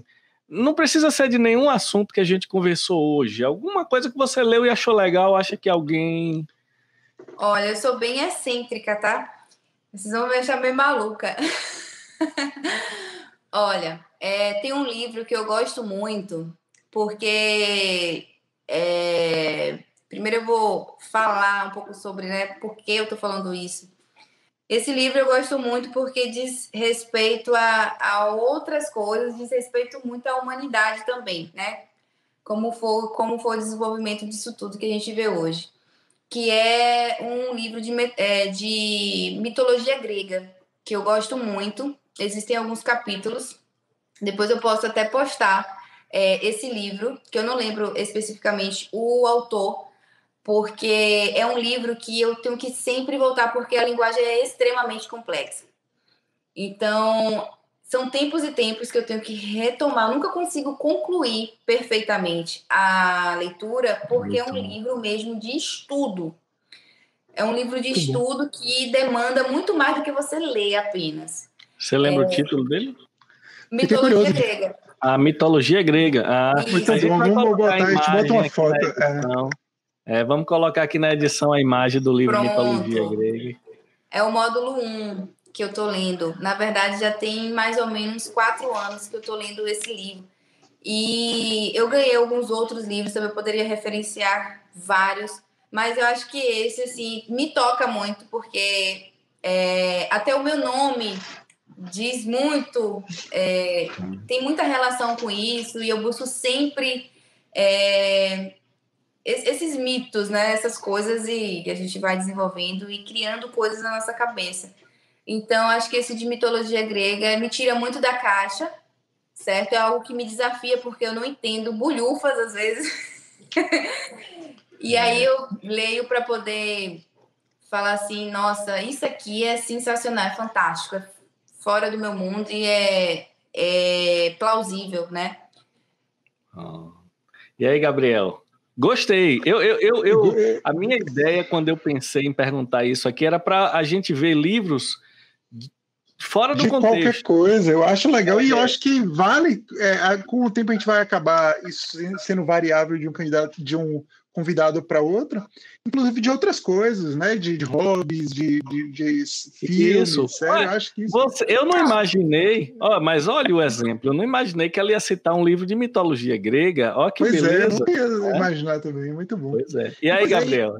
E na minha... Eu tenho aqui já ideias para vários dias, e o que eu acho melhor é que, de fato, eu, por exemplo, raramente, a não ser que eu esteja estudando para uma coisa específica, raramente eu leio alguma coisa, algum livro que fale da área da saúde, né? Eu tenho algumas coisas, tem o próprio Sapiens, que ele conta um pouquinho da biologia, né, da história, mas a maioria das vezes eu leio muitas coisas, ou desde dos livros de Chico Buarque, por exemplo, mas não vou deixar para citar eles hoje, não. Eu vou citar o livro, principalmente, que fica aqui atrás de mim, que foi talvez o livro mais importante assim, da minha contemporaneidade, que é o de Sartre. Deixa eu botar ele aqui para o pessoal ver. Que o nome é O Existencialismo é o Humanismo. Foi talvez o livro que tenha mudado um pouquinho a minha concepção de pensar as coisas, de vida. E, assim, não digo que é um dos livros mais otimistas, não, mas é um livro bem interessante para pensar a existência, para pensar outras coisas. Mas esse é um livro muito citado, bem reflexivo, né? Para quem gosta de filosofia e existência, sobre questões da existência, ele é um livro que vale a pena. Bom, só abrindo aspas, falando em filosofia, eu tive um professor de filosofia que ele era hilário. Você já teve aula com ele, Sócrates? Quem? Laudelino. Ah, sim. Tive quando era criancinha, né? E toda vez que fala de filosofia, eu lembro muito dele, porque eu aprendi muito. E a gente que é do interior, assim, que teve nossa base bem simples, a gente vê referências, assim, que ficam marcantes, né, na nossa cabeça. E você falou filosofia, eu lembrei muito. Ele é muito engraçado. E eu gosto muito de filosofia. Inclusive, tem um outro livro que já é um livro mais, digamos, que é acessível, né, de gostos e tudo, que é o livro do Augusto Cury, que eu acho ele um cara extremamente inteligente. Augusto Cury, ele tem um livro chamado Nunca Desista dos Seus Sonhos, que a primeira vez que eu li esse livro, eu tinha 11 anos de idade. Eu já li. E eu já li esse livro umas dezenas de vezes. E é surreal e fantástico o que ele traz no livro. Eu acho que vale a pena, inclusive, para virar a chave de tudo que a gente já falou aqui. Vale muito a pena.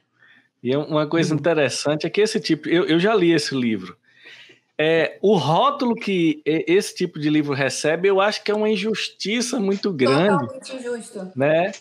Que aí coloca lá... Eu incluo nisso, né? Porque eu particularmente, eu não gosto tanto da autoajuda, mas eu vejo muito... Eu não leio Augusto Cury, mas todo mundo que eu vejo elogia muito a escrita dele, né? Eu não gosto de autoajuda, na verdade, eu não gosto dessas coisas assim, tipo 5 segredos para ficar rico.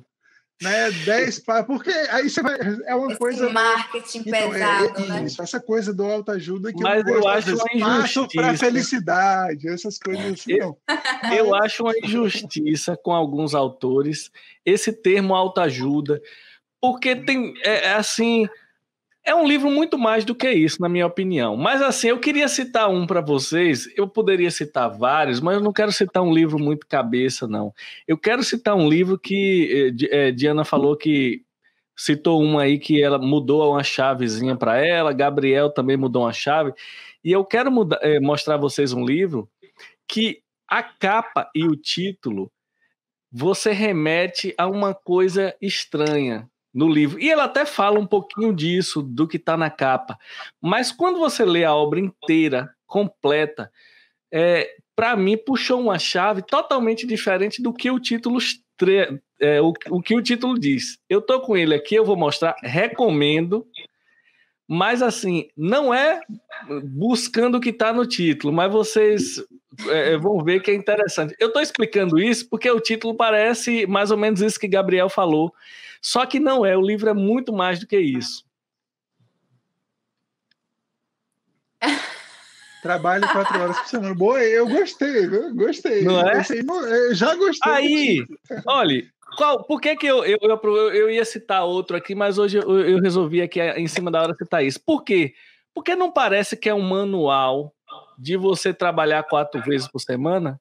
Ele até tem um pouquinho disso, mas ele muda uma chave de uma coisa com relação à nossa relação com o trabalho e com questões de gasto de dinheiro, que assim, para mim foi fantástico. Foi um livro que eu li achando que era eu gosto de ler uns livros meio fora de contexto.